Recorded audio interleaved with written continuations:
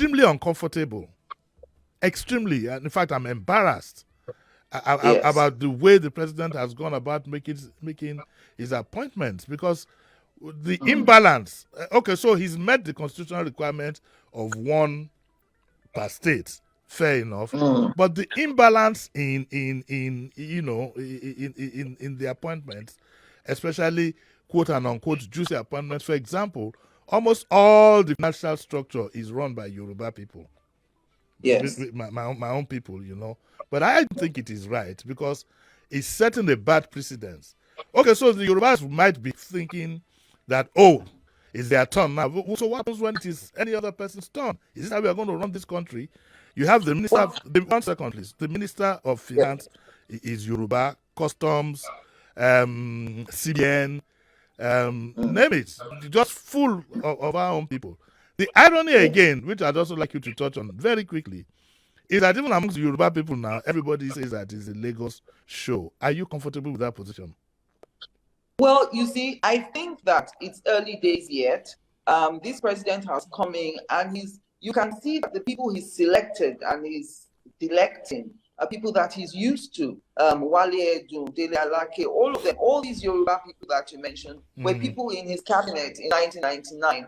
People seem to forget that President Tinubu has been out of active politics since 2007. So it's like, how many years? But that's no excuse. Obasanjo came from jail. It's no excuse. That's why I said he's just coming. I believe that as time goes on, when he gets a bit more comfortable and he gets introduced, he seems to be a very hands-on person. We've heard that he likes to micromanage. So I think that as time goes on and he's introduced to people are brought to him, oh, this person is good in finance, this person is this, he will spread his wings, so to speak, by bringing in people from all other groups. But this is nothing new. Even under President Buhari, people tend to appoint those that they're comfortable with when they first get into office, because it's a strange environment. There's a lot of pressure on him, especially given all the upheavals he had to go through to be able to achieve his ambition of being president. So I think I will wait at least 6 months to a year to see that change. My view, sorry, I seem to be, I'm so sorry, but it's because there's so many things. My view on this, Angela, really is that I don't buy that. He took his time to be president. One thing I like about him is that he was very determined that I have a job to do. If he had political influence he ran the election himself. So if he had the political influence to run the election and win, basically to a large extent on his own strength, I think it's a bit of a flaw that he needs to correct. He has to be sensitive. 1 second, please. He has to be sensitive because the effect of this, Angela, is that in governance you need to carry everybody along, or else there'll be sabotage. That's where the danger lies. You don't want people to think that, oh, let him go at the time there's some kind of crisis. Oh, let him go and carry his people to come and do this. But there was a bit of that during Buhari's time in the military. Where some southern soldiers, it was reported, I don't know, I'm not a soldier, but that they would say that, oh, when it's not time for fighting, you know that we are there. I think he needs to correct that. Okay, so let me tell you something, Uncle JD. The problem is, when you don't know people from other states of the federation, you're relying on people to bring people forward. And you know that in this business, people are very selfish. You have to be very careful when people bring. He should have thought of that as he was trying to run. He should have done that one pari passu. We're almost 1 year gone. You're not going to be changing your cabinet over 2-3 years so that you can have balance. But you must also agree with me that many people are not altruistic when they're recommending anyone. People will bring people to you because they have vested interest. They've already done deals with the person. Look, I will speak to the man, let him appoint you as the CBN governor, but this, and this is what I'm hoping to get. So I think it's a double-edged sword. He's avoiding that by going ahead with the people that he's already used to, people he thinks are very brilliant. But along the way, I believe that all these things will change. The first thing that annoys me every 4 years is this thing about renovating the house of the president and the vice president. I mean, are they saying that the president is all the presidents are so untidy or so unruly or so destructive that they have to renovate their houses every 4 years. Who does that? Does any one of us renovate our houses every 4 years? Way. And we're not talking small renovations like, oh, just a small thing, oh, one toilet, major renovations. And this renovation will be going on. The president will move to another building that has been renovated for him temporarily. Then when this one finishes, so they're renovating the president's house here. They're renovating the vice president's house here. They're renovating Jordan Barracks. When the president has a fantastic home on Body Lawn, we are also told that he's building another one on Queen's Drive. They're renovating somewhere else for the vice president to live when he comes to Lagos. And then, of course, they will renovate the one the vice president occupies in his home state. What is it with this renovation? Every 4 years, Buhari came in 2015, they renovated. In 2019, he was re-elected. There was some sort of renovation again.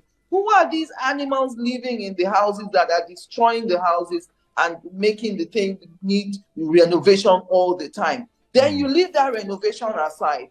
Cars, every 4 years, we're buying cars. Every 4 years, and we don't buy small cars or fully loaded, padded, luxury, all mod funds included. It's so annoying and so insensitive. They tell us to tighten our belts, and these are austere times, and everyone buy Nigerian and choose Nigerian, eat Nigerian, but it doesn't apply to the political class. It's so annoying. The other thing is, they say they're buying vehicles for the office of the First Lady. Look, since the time I interviewed a First Lady and she said, ignore the role of a First Lady at your own peril, I understood that.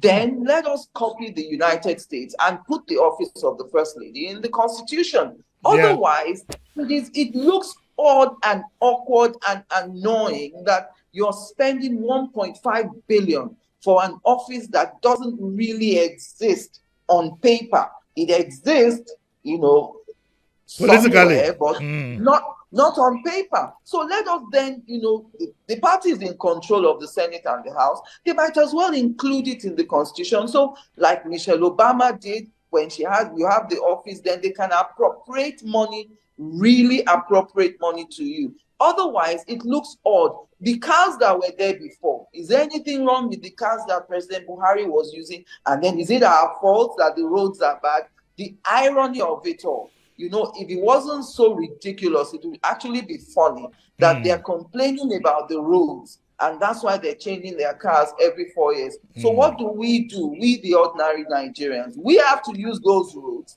Your shock absorbers go every 6 months, 12 months, you're doing it. What do? It just seems so insensitive and unfair. And it's every time they come in, within the first 1 year, it's like they're trying to claw back monies they've spent on something, on going for this election. That's the way I see it. It's a way to kind of make money. Okay. So, can I just ask? Did you have card before? Okay. Were you not using a card to campaign? Well, the senator, I don't know if you watched that senator with Shiba with the Channel's gentleman. Sheung, whether you watched it. Yes. You didn't watch with the senator. The senator was even boastful that he had these cards don't mean anything to him. I think he has these cards. I think that part of the problem is that we have a different attitude and presence of mind with our political leaders to us, those who are being led. A lot of the political leaders we have, I'm sorry to say, are if only Mama could see me now kind of people. That's the thinking. If Mama could see that I'm successful, I must show everybody. Whether they like it or not is my turn. And we are to blame. We are to blame because we know how much it costs every senator or House of Rep, whether a governor is paying for them or not. If you break it down per person, we know how much it costs, and we are the ones who encourage this cause. So there's a sense of victory that who are you to say anything? After all, I gave you money. I spent a lot of money. Looking at the time, I need to narrow down to something that appeared insignificant to a lot of people. I mean, I don't think, for example, I'm sorry to go personal, but sometimes you need to hit bull's eye when you say these things. I don't think that when let's say Herbert Wigwe will be having a board meeting and his 32, 33-year-old son would sit at such a meeting, and that's at corporate level, not to talk about state level where security matters are being discussed. Now, who do we hold responsible? I like that the president owned up publicly about his son being allowed entry and exit. And do you know why he owned up publicly? Why? You know why he did that publicly? Why? Because he knows the culture that we have here. He knows no one is going to have the audacity to stop the president's son. There is no one who will stop the president's son or daughter from going into the villa to do anything, except the president. If the president didn't say that thing publicly, there's nobody that will stop the boy. Okay, you know how it is. Oh, I know how it is. But what about the responsibility of father to son? Why I'm saying so, one second. Why I'm saying so is because at some point we also had the issue of first daughter, some silly thing like that. And then we also had the daughter addressing the nation. We need to tell our president to tidy up his domestic level. We need to. Yeah, here now. Tega can't show up his head here. We need to. If we don't, no, it's true. It's true. We need to. We need, you see, if we want progress for, 1 second, please. If we want progress for our country, we need to tell, and he himself, I am glad, said that I'm an ordinary human being. Correct me. He needs to tidy up his domestic level, or he will get more embarrassed than that. Why I don't want to blame the president just yet, listen, Uncle Jimi Disu, is that the truth is there is everyone knows their jobs in the villa.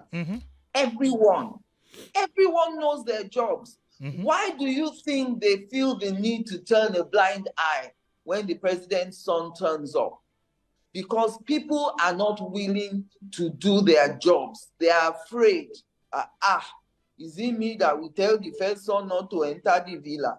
That's the thing. If everyone just does their bloody job, then this incident would not have happened. But you know how it is. Everyone flexes. Even the cook in the governor's house. I know all this, but I know all this, but we need to tell the president he is partly to blame because he didn't. I was very happy.